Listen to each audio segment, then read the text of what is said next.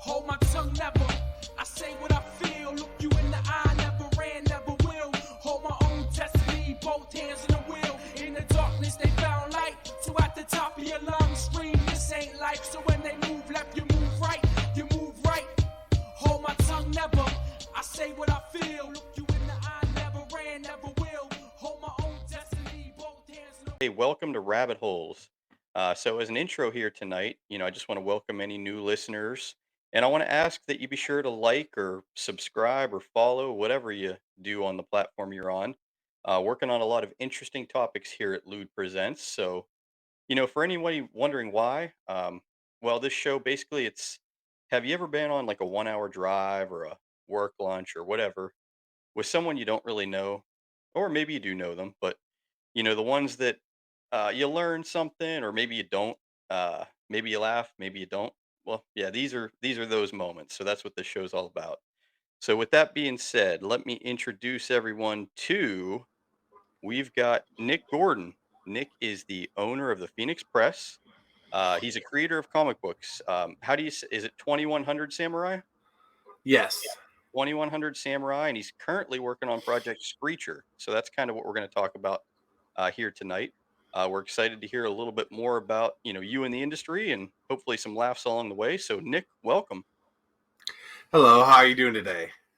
All right, we're doing wonderful. Happy to have you here. So tell us first, because I and a lot of people listening probably don't know much about the industry. So tell us a little bit more about the Phoenix Press and how long you've been doing that, when you got started, that sort of thing. Well, the Phoenix Press is an indie comic book publishing company that is owned and operated by Moy. And we started in about 2019. I was a part of a separate studio, but then I left them to kind of form my own thing, the classic tale and Yeah. whatnot. Yeah. And we've kind of been going from strength to strength since. We released our first comic in 2020. That would be Project Axis. And then, we've kind of just been going from there, really. Gotcha. So, I mean, as far as are you directly involved in the comic from start to finish? From ideas to production to getting it out to people? I am actually. I come up with the concept, I write the script, and then I work directly with the artists and all the other contributors to see my vision fulfilled. Well, in total, do you like, for example, on Screecher? How many people in total are involved in the project? Um, with Screecher, it was me, artist, colorist, letterer, and then cover artist. Okay. So like 5 major people in total. And then how does that work? Do you pay them for their work, or are you partners on anything that comes from the work? How do you do that? I mean, both of them, both options you described are like options for people. But the way I did it, I kind of just paid them a page rate, and that's if you do pay people in the comic industry, that's kind of the standard is like a per page rate. Hmm. So like, just for the sake of argument, I mean, it's nowhere near this cheap. But let's say you pay $10 a page, and Right. you have like a 20-page comic, then Right. you pay them $200 per book. I mean, it's usually a lot higher than that, but that's just kind of help understand it.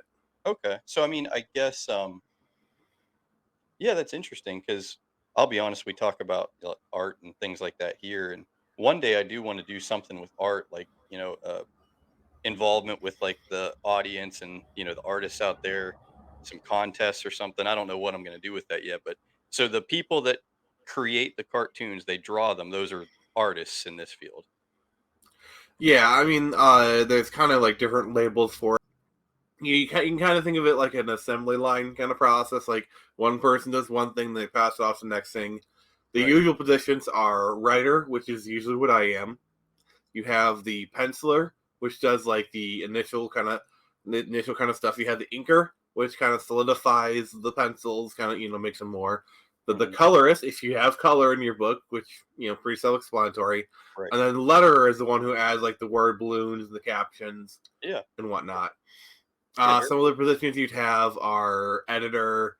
You might have someone for layouts, which are hiring the panels and also like they kind of do like the initial thumbnails and whatnot. Okay. So I'm gonna give you a chance right now, and then we'll do it at the end too. But just since we're on the topic of it, like tell the audience, anyone listening that's interested, like where can they get Screecher? Where can they find your work? Like where do people find things like that? Well, right now it's currently available on Indiegogo. We are running a campaign. We were actually recently funded last night as of this recording. Wow. And yeah, it's actually really, really amazing because like I launched it literally a week ago today, Okay. and and I'm already funded. $1,300 worth, so like a full print run's on the way, and yeah, it's crazy. So that's a Um, really cool setup. I don't know anything about that, so I'm sure maybe audience would be interested too. So how does Indiegogo work? What's that mean? What you said there? so for anyone familiar with Kickstarter, it's kind of the same thing, just kind of like a different flavor. Like I Okay. always say, like Indiegogo is the Pepsi to Kickstarter's Coke. If Okay. you know, Well, so if you know Kickstarter, I sorry, don't understand Kickstarter, I guess. Is that where you do something and then you ask for money to be a part of, for people to be a part of the production, I guess? basically with the crowdfunding sites, you have something you're trying to do that you need money for. So you have Right. like a monetary goal. In my instance, it's a print run. Okay. Um, so I was trying to go for $1,300 to pay for a 500 copy print run and also ship those books to the people who need it. Okay. Cool. And that was my goal. And basically, people donate towards that. But like I have like these different reward tiers for like $10 you get a comic, for $20 you get like the comic and like stickers and Yeah, that's whatnot. And pretty it kind cool. of goes up from there. Okay. That's And really cool. so yeah, it's pretty cool. And then so people can grab a tier they want. Like so let's say they buy the comic, and then once it gets funded, and I print the book and I ship it to them. That's yeah, maybe some special packages with like what autographed copies and inserts and Ex- cards and things like that. exactly, Yeah. exactly that. Hey man, I like it. I think you're on the right path. It sounds like you've got things in motion, so I'm happy to hear that. So I guess how obviously you're on the show here today trying to get some, Hmm. promotion for the Screecher. Like what other ways do you get the word out for things like comics? Like how do you get an, I'm here building an audience. So how do you get an audience for that for okay, I don't want to say animation cuz I want to hear that too cuz I want to hear the difference between Okay. animation and comics. But, you know, I guess are these podcasts and, Twitter, like, is that your best way to get the message out, or are there, like, other sites that you use? I mean, there is more than one way to skin a cat, so to speak. But to answer your question, yeah, that's pretty much how I operate, and a lot of other people in my circle Okay. operates is Twitter or just any social media presence. Yeah. Um, So I guess and what's the then next step for you? So, like, you know, with a small company like yours, if you ever get an audience and people like the comic, do, like, larger companies come talk to you maybe about distribution, things like that? Yeah, sure. Eventually, like I'm sure, like some of the larger, at some point, I might have discussion with some of the larger indie companies like Alterna or Right. Source Point Press or whatnot. Mhm. About maybe kind of doing that. I'm definitely open to that. It's definitely a discussion I'll probably have at some point. Yeah. Um, but yeah, like I hit the con circuit a lot, and I've been kind of working on building up a local fan base and whatnot for my comics, and that's been going really well, honestly. What region are you in? Midwest. I'm from Michigan. Yeah, so I mean that's I'm not from up there, so hopefully different people see it different places, and that's how things catch on. Just I Hmm. appreciate you coming on here, and I respect you, going out and doing your thing, getting some stuff out there. So that's awesome, man. So what is Screecher about? How did you come up with it? Tell us about that. Well, Screecher is a tale of a young woman named Avery Fletcher, who her father was jailed for a crime he did not commit, and so she's kind of forced to take on the mantle of Screecher in order to fight for justice for her father, to free her father, prove his innocence and whatnot. Hmm. So what's your process of, I guess, coming up with these stories? How many stories do you have? Like, how do you narrow it down to the one you pick? Like, tell us about that. Well, I have a lot of stories. You should see the writing folder on my computer. There's like ideas. There's like full scripts. I have like full like runs of certain characters. It's bad. I mean, I'll be honest, like, even since I started talking to you, just the thought of it's just very interesting, you know? Because I say it on here once in a while, and, I'll let you know. The reason this show came about is because I write things down now. Like, you have all these thoughts through the day, you think about questions, before you go into bed, you can't sleep. And like now these ideas I'm getting, I'm writing them down and I'm coming on here and talking about them because they're hilarious, they're amazing. Sometimes they're extremely ridiculous, but it's hilarious to talk about, you know? So, is that what you do? You write them then, or do you like record them? How do you do that? Well, basically the kind of like the way that kind of goes is usually I have a nugget idea in my head, and then I kind of let it rattle around this empty can I call a brain. Yeah, uh let it kind of rattle around, kind of gestate, kind of grow a little bit. And then like a chest burster, it kind of comes out of the shell. And hmm, basically from there, once it's to the point where I feel like, okay, I can go with this further, I'll create like an outline document on my computer, which is basically like describing the plot, the characters, and then maybe like a brief outline of how it is. um I'm very vague because like I also kind of do some novel work and whatnot. So um basically, if it's a novel, I'll like break down like the chapters and whatnot. But if yeah, it's a because there's comic, different ways to do the comics, right? You can have your own way of doing it, I guess. yeah. And then like for the comic, I always make sure that I have the storyline for a complete volume one Hmm. before I even write the first issue. Because like I've actually kind of ran into that problem a few times where like I create a comic, I write a first issue, and then like I have no idea where to take it from here. Yeah, so I bet you And that's probably what happens a lot with TV. Like TV, the first episode's pretty good, and then the second, or I'm sorry, season, then the second season, yeah, pretty good, and then it starts to decline because they didn't have it fully thought out. They had a great idea, but it didn't work. So, it, Westworld, Westworld. what's that? I had a little bit of a cough. I think I was coughing something that vaguely sounded like Westworld.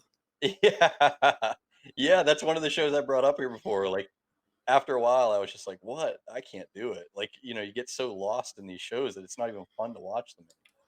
'Cause you I have think no the idea. problem I think the problem is you're having a lot of like film people come Yeah. into television nowadays, and like film people obviously they're really good at creating like one shot of like they basically treat a season of TV show like a movie. And Hmm. that's fine, and you get a really good season, but like they don't know how to think like in a continuing Yeah. story. It's just like A Yeah. B C D and then you're done. Right. And because TV and movies are very different mediums, especially once you get into like season long story formats. And then the problem is with the like modern TV, you're basically treating a season of a TV show like an 8-hour movie, which is Right. fine if that's what you want to do, but you still got to do multi-season arcs, and some work better than others. But that's kind of a tangent. Well, I'll tell you what. That's the stuff I love on here because, I hope you do well because you at least have an idea of how it works. You sound like you're very intelligent and you know the end game. So I hope Screecher chose to be successful and who knows down the line what you come up with, right? With how many you said thousands of stories. I wouldn't say thousands. Like I have dozens, literally dozens. But how like what made you pick Screecher like over the other 25? Why was Screecher the one you went It's actually very like kind of practical thing because like um basically I decided I wanted to like because Turn Samurai was a maturity comic book and realized I needed something a little bit more all ages family friendly, with? Right. like not necessarily like kiddie but like not mature rated. Like the um age like can watch it like that. Whatever that yeah, means. originally I was gonna do it in black and white like Turn Samurai. I was going through my properties, and Screecher was the only one that fit the bill that was um that was made to be an all ages comic, but also could have been done in black and white. But then Right. somewhere along the lines, I decided to do color anyway, so that kind of Right. ruined like that pretty much that whole idea. But that's pretty much why I chose Screecher because Screecher was actually meant to be coming along later. Like I like that kind of this plan for how I want to release my comics, and Hmm. Screecher was kind of supposed to come along in like the second wave of like comics I was going to create. Yeah. But then I decided to kind of promote her from like second wave to first wave, and yeah, that's how it happened. So I guess I mean, kind of going back, but right now we're there too. So you talked about like the colorist was a separate position, like within the team. Uh, Hmm. so how is all that artwork done? I mean, is it hand drawn and then, or like where do they draw this stuff? Is it on like iPads? Yeah, a lot of work is done on iPads. People use Okay. like tablets on their computer Okay. and whatnot. Some people still draw by hand, and then they like scan it in Hmm. and whatnot. Basically, pencils are really the only things that are sometimes still done by hand. The Okay. rest are mostly done in computer. Like you still see some hand inkers, like those are kind of rare, but Okay. they do exist. But like you hardly see any hand colorists anymore, and there is no such thing as a hand letterer anymore. Like that's a very bespoke skill that you Niche. find. Like Yeah. yeah, that's like a niche of a niche of a niche kind of thing. Like you really wanna you really gotta search if you want to find a hand. I'm not saying like I'm saying it this way because like yeah, they probably exist, but like no one hand letters anymore. So I guess in the same realm, one of the things that I I said in an email I responded back to you. I said something about animation. You corrected me. You said artwork, which I get it now. So I guess if the cartoon and artists like that are drawn on the tablets, what does an animator do? How do they create animation films? I guess. Animation is kind of like a different skill set. My artists are creating one drawing to show Right. emotion. Animators create 24 per second. Like let's What, say how do animation is they do done that? at 24 frames per second. So they draw just 24 pictures and then it plays, or how does an animator do that? It's a little more complicated than that. Like it's kind of like this whole process. Like I've taken animation classes, I've done animation myself. Like I know how it works, but it's a lot of stuff. Like It's something you have to be trained in.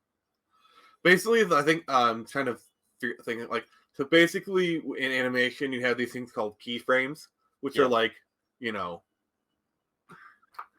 Right. Right. like this would be a keyframe, this would be a keyframe. You Yeah. know, like kind of thing, and like that's what the major animators work on. Okay. Like the big keyframes, and then Okay. from there you might have there's what's called in betweeners, which like they kind of fill in the gap. So it's like So, like, the arm goes let's down. say this is let's keyframe this keyframe. The in betweeners would fill in like kind of this thing right here, like Okay. like Wow. basically like this would be an in between, So it's kind of thing. definitely a longer process than to do that than to eh, cartoon artwork. By far. Okay. But yeah, I mean the cartoon artwork and the cartoons, I mean that's a definite I'm learning a lot here already talking to you. So I have here's like a little segment like I do in different ways, but so I knew I was coming on here to talk with you about cartoons and ideas. So I wrote down three quick ideas I had from, you know, uh reading through articles or whatever, and let me know if any of these would like be something you would consider writing about. So Hmm. I read an article about a zoo, and there were some gray parrots, and they were swearing at all the guests of the zoo, and they had to put the parrots away. So like, would that be like a concept you could write a cartoon about, like as a like comic cartoon? Well, I Like guess let a me give you all three, and you'll tell me which one you like best. How about that? So the okay. next one I wrote down was about like a cartoon about DB Cooper and his heist and hijacking. You know, maybe a different character or whatever, but something along those lines where it's like a huge mystery. Or there was an article I read about like a gold mine under a city, and the city's like collapsing. So I don't know what you would do with that, but it's like a premise. So I mean, just to get an idea how you think of things, like which of those would be the one that you started thinking a little bit more about to see what you could do with it? Probably the DB Cooper one. That's kind of more my style, like the mystery, the intrigue. Okay. Like the spy shenanigans kind of thing. Yeah. That's kind of more of the stuff that yeah, because like because the funny thing is like I'm not really much of a comedy writer, and like the suspense of like the city thing, I could maybe work. But like the DB Cooper one, as soon as he started saying it, the gears, like Okay. literally as soon as he started saying it, like because I'm familiar with the DB Cooper case, that as well. And it's always kind of fascinating me to Lewis. So as soon as he said it, like the gears actually kind of started turning in my head, and I started thinking of like, if you ever want to work on a DB Cooper style comic, I'll help you write it. LUDE Presents will help promote the comic. You'll give me some okay, writing credits is all I need. I'll give you the story. I'll give you the story credit. There we go. Yeah, so that sort of stuff is like what I like to do on here, just have fun with things. So I appreciate you telling us, kind of it gave me a good understanding of the industry, and I think that's what I want, the audience to get from it. That way Mm-hmm. anybody that does come on here, it's always going to be something different, a little bit. I like to talk to people, learn a little bit about them, have some laughs, and then, you know, just keep the train rolling, I guess. Oh How yeah. many podcasts have you done in like preparation of this release? So many, so many. I've lost count, honestly. Like That's good though. You I've work with probably done like more than 10 this week alone. Okay, cool.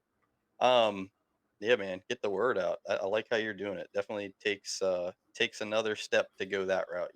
A lot of perseverance. Yeah, exactly. I like it. I'm learning that here too in this podcast world. It's just got to Hmm. push through it. All right. So I like talking about that. Now, so question came up in our think tank the other night with the guys from Living Room Champs. Batman, you brought him up. So we asked, who cleans Batman's suit? Or is it one guy brought up it was like a steamed like somebody built a steam thing to clean it. But like what's your best guess on like the live action Batman movies where he has those metal, you know, costumes or whatever he calls them. Uh how do they wash those? Because they gotta wash them. Okay. Okay, that's what I said. Yeah. Yep. Power washer. Especially if it's metal, especially like the rubber stuff that might not stand up to a pressure washer. Yeah. Oh, but like the metal stuff, yeah, just Alfred just go with the pressure washer. Like, so much blood. Oh my goodness. All right. So the other place I wanted to go with you is, I do my research when I have guests on, and I looked at your Twitter, and Mm, you happen to mention some music things. So I want to talk music with you because we like talking that on here. Okay. okay. Um, so you put down a list of your five. Let me find it here for you. You had a couple of different lists. I'm not sure which one I want to look at with you. Oh my gosh, you got films on here now too. All right, this is gonna be fun. See, this is perfect for the show, Nick. Yeah, I just, it's basically like late night tweeting. Like, I feel like tweeting, but I don't want to do anything like serious. Hey, I'll share my favorite stuff. People seem to like it, so Yeah, yeah, that's what it's these about. are a few of my favorite things. Exactly. And if people don't like it, they don't have to join or follow or whatever, right? No, they just keep All right, scrolling. I'll tell you what, I can't even find it, so you might be able to tell me. So you listed your top 5 artists. Can you remember what you wrote there? Probably a few of them. Like, you're talking music. Yeah, Nirvana, Daft Punk, Depeche Mode, Third Door Sound, Evanescence. and you Uh, had Denver. So oh you yes, got out of that, it's just a very eclectic taste of music, and I have that also. Like, I like types of music all over the place. yeah. Like I made sure to kind of throw in John Denver because like I didn't want to like obviously my tastes kind of are centered around like 90s, 2000s stuff, but like I Yeah, like some stuff from other stuff, and I didn't want to just do 90s and 2000s rock artists. yeah, I kind of like to throw in some curveballs. Like, yeah, like I love John Denver. Johnny Cash is cool. yes, I listen to Mamas and the Papas, which California Dreamin' and whatnot. Um, a lot of things. yeah, it's hard that's I have the hardest time with, I don't know, like, I like so many different types of music. I don't have a good way of like integrating them all right now. So I'm old enough now where I should have figured it out by now, but I still can't figure out how to get into music because I, shuffle Yeah, it I mean, around too much. I tend to kind of like congregate in like rock and electronic kind of stuff, Mhm. but like I do have like I pretty much have at least a favorite song in every genre. Like there's some rap stuff I like, there's obviously country and then Yeah. folk and soundtrack. I'm very Yeah. One of the albums you had listed was Meteora, Linkin Park, and I remember that. I had that. I listened to that all the time. I remember that one. I still have my original copy that I received in 2003 at Christmas.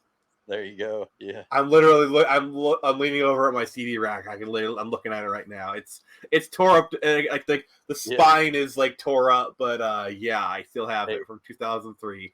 Like my original copy. It made it.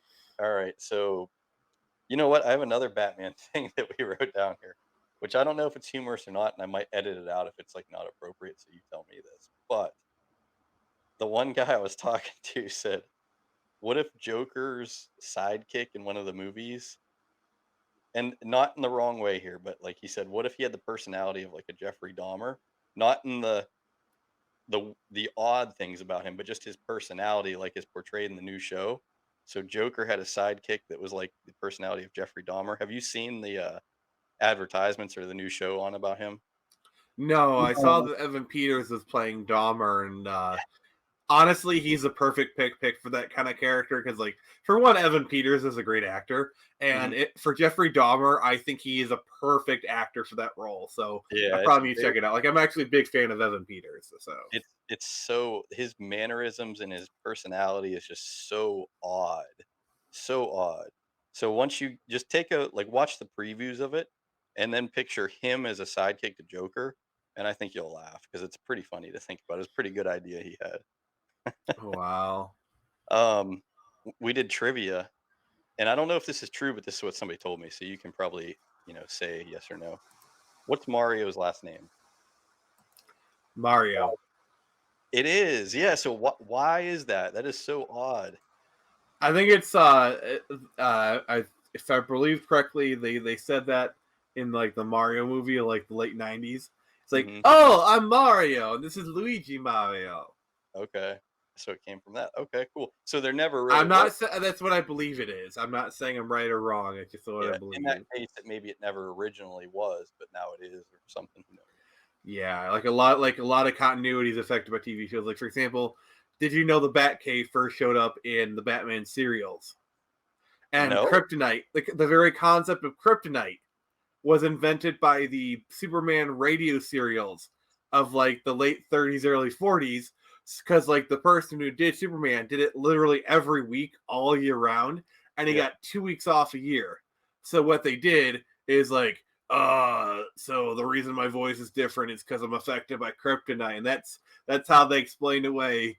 That is the whole reason for kryptonite existing, is because they wanted to give the voice actor 2 weeks off a year. Like it's really fascinating when you kind of look into things. Like, for example, our modern depiction of Santa Claus is based off of Coca-Cola in the 1920s. What'd they think Santa Claus was before that? It was mostly based off of like the Saint Nicholas Okay. kind of thing. But like the concept of Santa Claus really was solidified. I'm not saying it was invented, Right. but it was really solidified by the Coca-Cola ads of like the 20s and the 30s. Nick, do you see why this show is amazing? Because you can come on here and you start talking about Screecher, and you end up talking about the real Santa Claus. That's I'm a repository of so much useless information. I love, man. You might have to come on the show again because those are the great things we love talking about here. Especially with, I've said I started it. So basically, the show started because we live apart from each other, don't see friends anymore. We're older, we have families, so it was a nice place to talk to friends on here. And then we started talking. You just end up, from A to Z.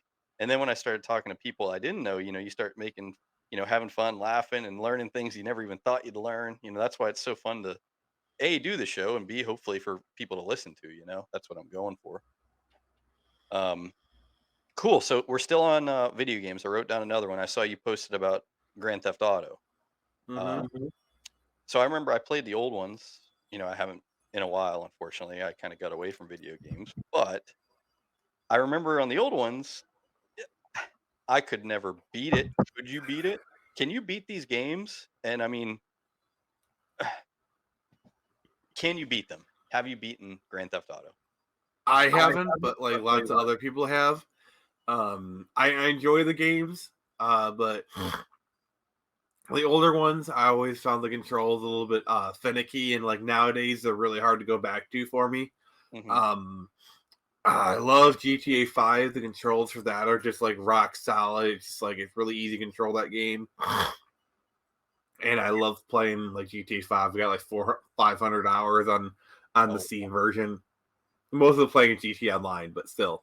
I mean, they Um, are fun. I remember how much fun they are, but that's what frustrated me so much, I think, is there was no end to, and I don't know if I want an end either, but I I mean, like, there is an end. There is like a storyline and whatnot to these okay. games. Okay, so you can beat it, it's just difficult to beat it then. Yeah. Okay. What kind of cook do you call yourself? Minimal, mild, expert. We'll go that, whatever that kind of lingo is.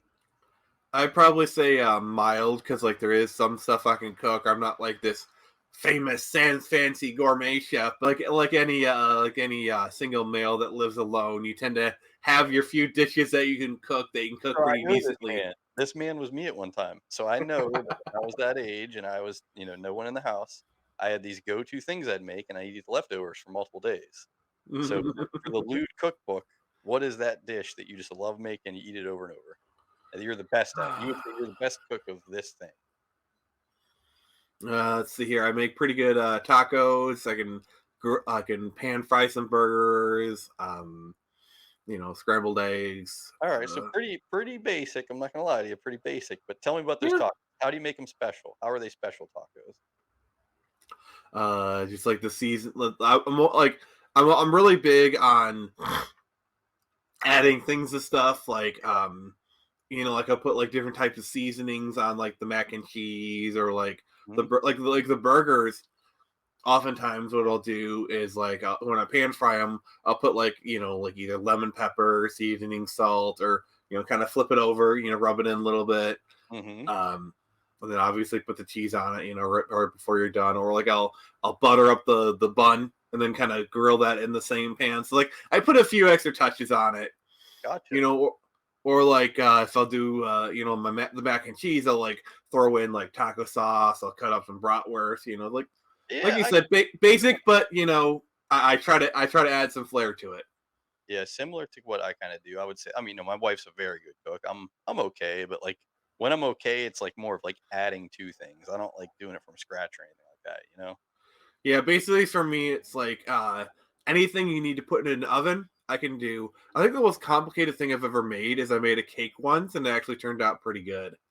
Good. Yeah. Um, Dessert I man. actually, yeah, like I baked a cake I think like once or twice, and like it was a yellow food cake, but like I made it so good it actually kind of more had the texture of like angel food cake because Hey, like I just was like hand whipping it so much yeah, that it actually just came out like angel food. So like I'll call that a win. all right. So, well, here I got a good question for you because I've been approached with this one. Are you an angel food cake or a shortcake person? Or maybe it's pound cake. No, the pound cake's something different too. Yeah. So, angel food cake, pound cake, or shortcake? Cheesecake. Cheesecake. Okay. All right. All right. Cheesecake is one of my many kryptonites. It can be for a lot of people. I'll tell you what, I had an Oreo cheesecake thing just the other day. It was pretty Oh. darn good. I'll tell you, I'm okay with advertisement on here too. This is not a paid sponsor, but Aldi is my go-to, and they have a cookies and cream cheesecake in the freezer section. So go out and get that. Yeah, Aldi's cheesecake is pretty good, honestly. I sometimes get like their variety platter, and it's pretty good. Yeah, yeah. All right. Well, back to kind of video games. Kind of. Well, let's go video games, and then one more thing that I had written down here. I forgot all about it. Hmm. So what's your top game of all time? Looking back at all your years of playing. Like number one, probably the game Golden Sun, which is a RPG for the Game Boy Advance. That's the one I always come back to. Um, some other ones I'm a fan of are like Pokemon, Okay. Sonic, uh, The Pokemon Go, Castlevania. it's still on my phone. I don't get to it often, but it's still there when I go to places I don't know. I've told my friends that. Yeah, Uh, it's fun. Great game. what's your thoughts on? It came up briefly in our last show, but we never really talked about it too much. But what's your thoughts on esports and how big they're becoming? Are you a fan of that, or are you not a fan of that? it's not my thing, but like I recognize it's a thing that other people enjoy. So it's like, hey, it's no different than like I'm not a fan of soccer, but like people like playing soccer. People like making money off of soccer. It's not my thing, but like other people do it and enjoy it and they make money off of it. So why not? Like if that's basically how I view esports, the same way I view any sport that I don't enjoy. Like I'm not really much of a sports person, but like I recognize it's a thing, and esports is really no different. So do you have like a school or a athletic team or anything that you follow that's kind of like your team? The closest one would be University of Michigan football. Okay. Um, Oh, and even then, I'm not like super into it. It's more just like they're the only ones that I like kind of watch like I, sometimes, I and don't the, know if the only ones that I have any affiliation with. By the way, go blue. I don't know if we're gonna be able to continue. You see that sign back there, don't you? Are you a Buckeye? No, that's Penn State. We're gonna beat you this week in your stadium, sir. Well, as long as you're not Ohio State, we're cool. Yeah. All right, I'll take that. Thank you. Because as a University of Michigan fan, there's only one day of the year that I say go green. Okay. Like Michigan State. And Yeah. that's when Michigan State is facing Ohio State. That's the only day I'll say Yeah. go green. I wish we had like a true rival at Penn State because we don't. Because like Ohio State, Michigan, they're kind of our rivals, but you two have always been rivals, right? Yeah, Ohio State, Michigan, that's a pretty legendary rivalry. And then Michigan has Michigan State too. Penn State just I guess ours could have been Pitt, but a long time ago that kind of went away. So now we don't really have like a true rival. Yeah, with Michigan, it's just Michigan State, which it's just because we're the two interstate colleges, and then Michigan, Ohio State is like, okay, with Michigan and Michigan, Ohio State, we'll tease each other, but there's no outright hatred. Like it's like, we're gonna get you, we'll get you next time. Yeah. With Ohio State, it can get nasty. So that's when the worst of fandom comes out at those games. Like I'm not saying everybody, but you have the few. That's when it really comes out. And for some people, yeah. I mean, I just treat it like a fun thing. Like if I come across like Buckeyes, I'll like, oh, you're Ohio State, you're evil, and like we'll have Yeah, a chuckle and then we'll move on. yeah, It's like that's just how I treat it. Really, it's just like, ha, you're my rival, ha ha, I hate you, you're evil, and then like, ha, like we'll laugh about it and then just go on with our day. oh my And then like if we're interacting more, we'll tease each other. Like I'm sure if like there was like another like I'm sure like if there was a Buckeye on Twitter that I interact with on regularly, like we would tease each other. The yeah, worst it would get is like a Michigan Ohio State game. We might make a friendly bet or something. Like yeah. That's what it is for me too. I mean, I just treat it as fun. That's all it is for me. It's a fun kind of like yeah, poke fun. We'll make maybe make bets. Who wins. Kind of yeah, thing. and that's kind of where I am too. Like I love my team to death. If somebody doesn't like them or whatever, we go on about it, whatever. But it's not a big deal. But Like, it's the like for people example, that I are could like, see a bet making where it's like the person who loses has to change their profile picture for an yeah, entire day to the yeah, opposing team, and they have to make a Twitter post saying, "I love." Like for example, if yeah. See, that stuff's I fun. love Ohio State, Michigan sucks, like just the fun stuff. No, no, that kind of stuff. So this is a story about back when I was probably bad, but we had this guy, we have a friend of Penn State. But when he got really, late on a Saturday night and he was intoxicated, he really didn't like the other teams. So what on purpose we did is we'd go on the transit buses at 2 o'clock in the morning with this guy, hoping we'd find a team from the other school on a Saturday night, and then we'd unleash him on him. He never hurt anybody, but it was just, yap, yap, yap about Penn State and how your school sucks. So that was like our entertainment. We always took him out every weekend. Probably bad looking back on it, but nobody ever got hurt. So You know what I would do if I had a death wish? yeah, what's that? If I was ever in Columbus, I'd wear University of Michigan attire. Like I would be like jump so quickly. Yeah, that's Like what I that's literally the heart of the enemy territory. that's see, I love how you're a fan of something, but like the fact that you could go there and there's people that would consider fighting you over it, that's the ones I don't necessarily agree with. Like it's I mean, okay like to poke fun and blah blah blah, but when it turns like into that, it's like, come on, just this. I think most people would just kind of they maybe do comments and kind of leave it at that level. Like maybe do like insults or whatever, but like not the physical violence. Which even the comments are a little bit too far. But like that, even that alone, at least I'm not fearing for my safety. Like that Yeah. comments I can tolerate, but also it's like why would you literally go? It's like wearing a Ohio State in Ann Arbor. It's like Yeah. I mean, uh, I wouldn't care. I'd care less where I'd go, but like for like family and stuff, like when they have to take that, it's like, oh, come on, there's kids. Like, chill out a little bit. Yeah. Oh, we were kind of been talking about University of Michigan Ann Arbor a little bit. I do need to note that Screecher does take place in Ann Arbor, Okay, cool. Cool little fun fact. Those are the little nuggets you like. and like as there will be she'll have to like enroll in college, and you know what she's going to enroll in. So Okay, cool, cool. I'm gonna have some trouble selling selling future issues in Ohio, where like they're flipping through it, and like the main character's wearing a University of You know Michigan what? sweater, That would which be an attention grabber. They would hear about that because of that, and that could lead to potentially more people. So I like what you're doing. yeah, so I'm gonna put so she's gonna like enroll in University of Michigan, and yes, I'm gonna put her in University of Michigan sweater. And I'm actually probably gonna have like a full on character design done Yeah, where like she's just wearing a U of M sweater or yeah. something. So I mean, this is the perfect thing about the show called Rabbit Holes. We're gonna go right back to our main topic, which was why you came on. So what's your plan with the first 500 episodes? Are they already pre-sold, or where are you gonna distribute them? What's gonna The happen with that? 500 issues. These are comic books. Yeah. Yep. You Yeah. you Didn't call you them say? you call them episodes. Oh, sorry. So yeah, the first 500 copies, issues, are those already pre-sold, or where are you gonna distribute them? Some of them are pre-sold, like through the Indiegogo. Mhm. I think I have like around 40-ish, but 40-ish, 50 backers. They'll Yeah. get their comics, and then I sell them a lot of conventions, and Okay. then sometimes they'll go into comic book stores, here and there. But like conventions are like my main kind of bread and butter, and then from there just kind of keep selling them, and then the money from selling at conventions helps pay for the production of the next book. So So that way I'm not paying for production through the crowd fund, which helps me out a lot. that's pretty cool. So tell us, if you don't mind, because I like hearing stuff. Like I said, still got some time.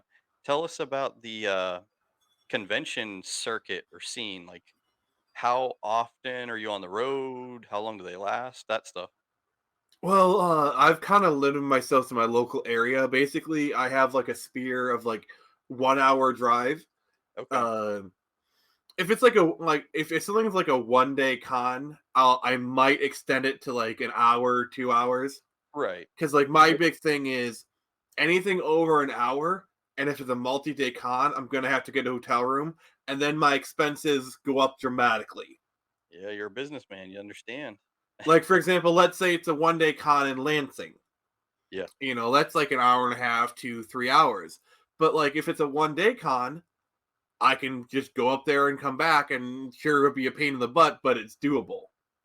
Yeah. Yeah. I understand that. Yep. All right, cool. So when's the next one? Where can people find you at next? Do you know when your next one's scheduled? Uh, the next one for sure, I'm going to be at Great Lakes Comic Con in Warren, Michigan in February. I might be Okay. doing a smaller convention through like the same people, the Great Lakes Comic Con Winter Yeah. Show in December, which is in Clinton Township. That's like a smaller kind of con, just like a church gymnasium, whatnot. That one I'll probably be doing, but like the next big one is in February. Okay. So I guess still are your first comics still bringing in income, still selling to help support the business? Or are they like once you stop promoting them, do they kind of tail off? They've actually been doing pretty well. Like honestly, my best seller is Torrent Samurai issue 1. Um, I Okay. mean, a lot of that is you're at a Comic Con. It's the first time people are being introduced to Torrent Samurai. They want to try it out. They're going to do issue 1. Now, I do have people who buy Right. issue 1 and 2, and I'm starting to get people that's like, "Oh, I bought issue 1. I want to buy issue 2 now." Cool. Hmm. But like issue 1 is like the big seller, which makes a lot of sense. Okay. I've sold through the first 2 printings of Torrent Samurai. My lifetime sales for issue 1 is about 275, but it's probably closer to 300. But like, I have a few like sketch covers. I think I still have from that run, which I need to check if I still have them. If I don't have them, that means they've been sold. And then I've sold 300 copies of issue 1, which is really good for an indie. Yeah. And then but at least 275. So what's like if say for example I wanted to come buy a comic, what's like the going rate for an issue? For At me, like a at conventions I sell them for 5, and then at crowdfunds I do for 10 because like I'm trying to like go for print run and then right. you know other kind of things. But at a Yep. con, if you just wanted to buy like the standard comic, because like I have like other variations, they're more collectible, they're more money. $5, Right. just like a $5. Okay. That's not bad. Yeah, it might be an investment. Yeah, other right? One of people. the first 300 copies. Yeah, first printings. So I have like some other limited editions. They're like limited to 25 each. Kind of stuff. Yep. All right, cool, man. Well, hey, I think we kind of accomplished what I wanted to. I liked talking to you, learned some things, got you some hopefully new faces seeing your stuff. Is there anything else you wanted to say your goodbyes before let you get out of here before we wrap up? No, I think we're good. All right. Well, Nick, thank you very much for joining us, sir. And be sure to watch the episode back if you have time. Let all your people know about it so they can maybe get a taste of the show as well. Put Will it out do. there so all your media can see your little pitch here, which I liked it. It was a good one. So hopefully, find myself a copy one day. I'll show the crowd here or get it. But hey, thanks, Nick. Appreciate you joining me. Look forward to maybe talking to you again, and good luck with Screecher and all the things that come from it. Okay. Yeah, will do. All right. Thanks, Nick. All right. And that's going to wrap it up here, everyone. Thanks for joining us. Had a great little conversation there with Nick. Like I said in the beginning, I mean, the best way to describe it, 1 hour drive with, or a work lunch or whatever. It's 1 hour with someone in a confined space, and you have to listen to them. You know something about them. Maybe you don't. You start with that, end up wherever you end up. That's Rabbit Holes. Hopefully you laugh while you're at it. But yeah, learn some things tonight. Very, very fun. And look forward to talking to our next guest and seeing the audience back on the next episode. So thank you very much. Enjoy LUDE Presents. This is Rabbit Holes. Hold my tongue never. I say what I feel. Look you in the eye. Never ran, never will. Hold my own destiny. Both hands in the wheel. In the darkness they found light. So at the top of your lungs scream. This ain't life. So when they move left